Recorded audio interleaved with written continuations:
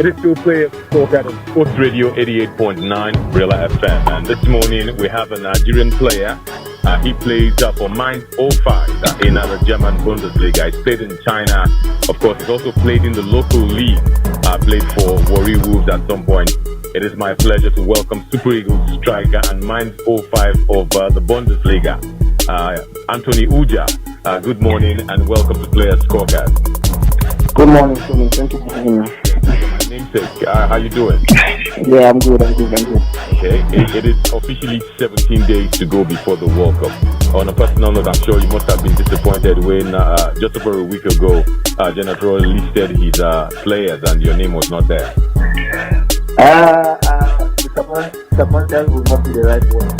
Of course, it's a wish of every player, but I won't say disappointed because prior to the list, I haven't taken part in the qualification and other parts yet, so it's not a surprise for me. It's not something of a shock, but as a Nigerian, I'm quite hit over the World Cup and excited over how it will go. I was thinking after you made the switch from China to Germany, it was because you wanted to maybe take a claim for a World Cup shirt.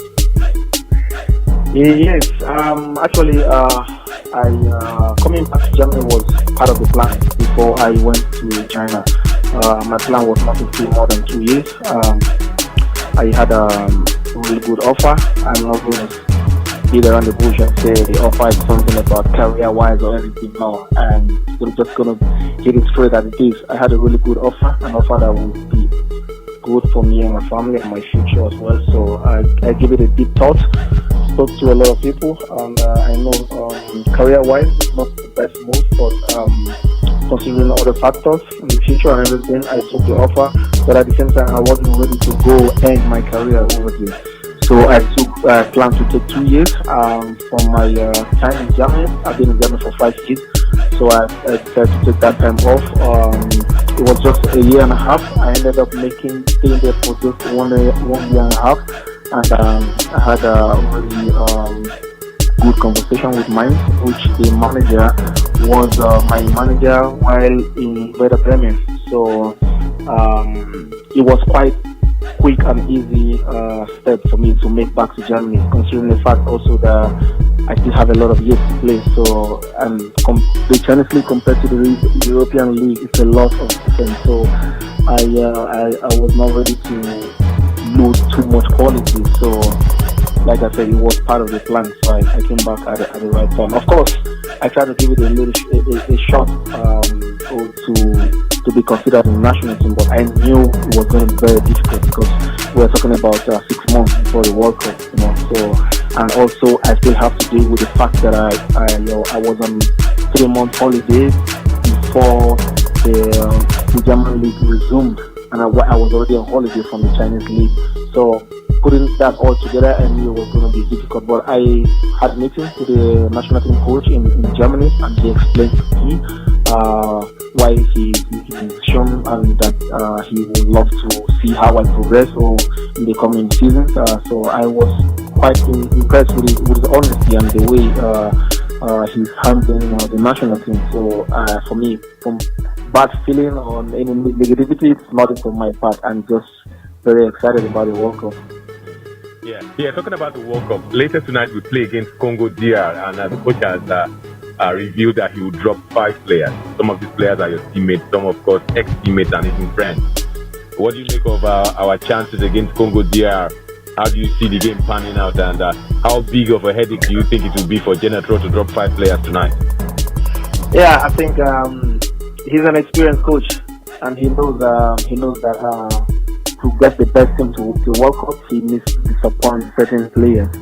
Maybe some players must have been with him throughout the qualification period, but it is what it is, and this is football. And if they give him the chance to come with 35, of course he will be happy to make these players happy. But this is the numbers of this list the FIFA requires, so he's going to have to say goodbye to some players, even though it's not his personal wish. It's the best interest of the nation. We can see how it's going with the other countries. There are big players in these big European countries not making it. Players like Fabregas, Morata not making the World Cup. That's part of it. So it's the same situation with them. And I think the test against Congo is a big one as well. And it's going to be a really, really good test. I see it as a game that will give the pushing through a good insight into what is to come.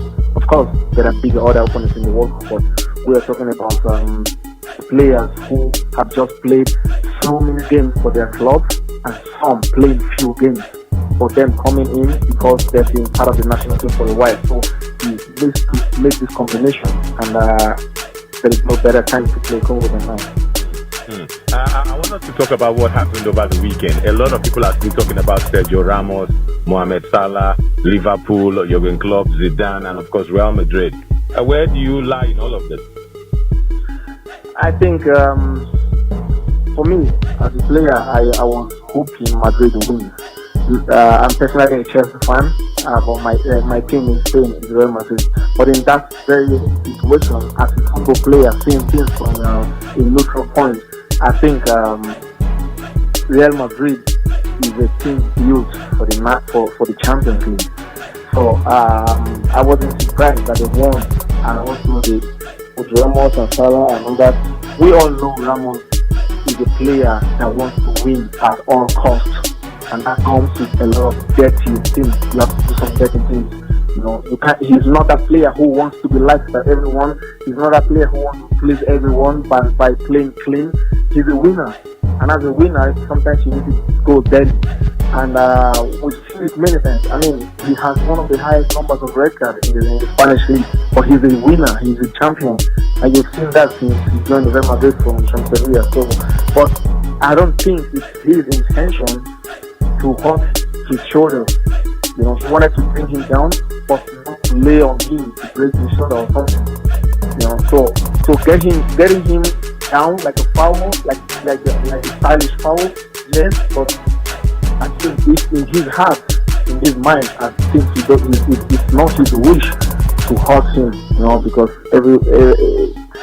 he has a trophy in his mind at that moment, and he just wants to get him down because he knows this player has been talked about so much prior to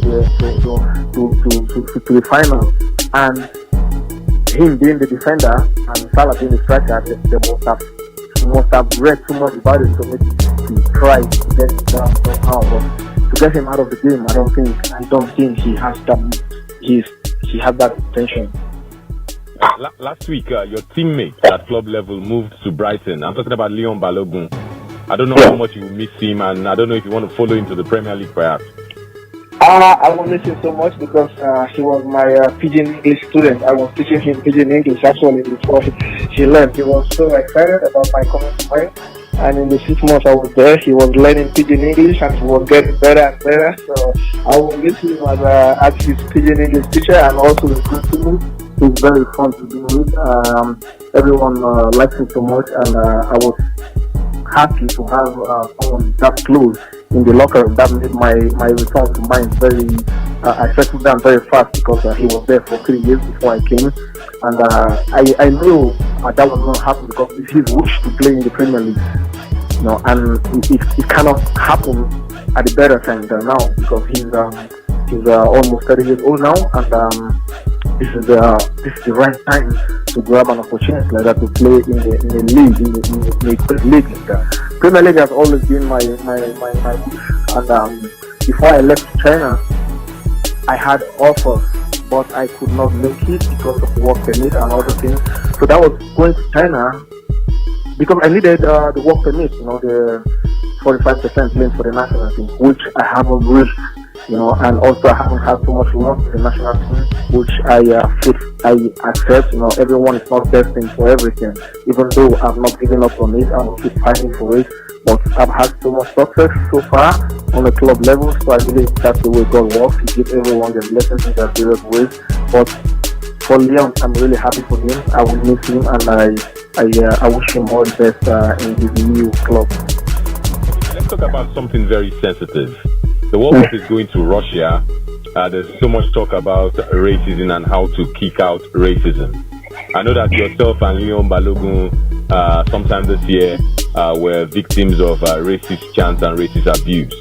It may interest you to know that William Troost-Ekong, one of the Super Eagles players, has revealed that players of the Super Eagles may walk out of matches in Russia if they are abused racially. I want to find out from you personally, what is the best way to respond to racism?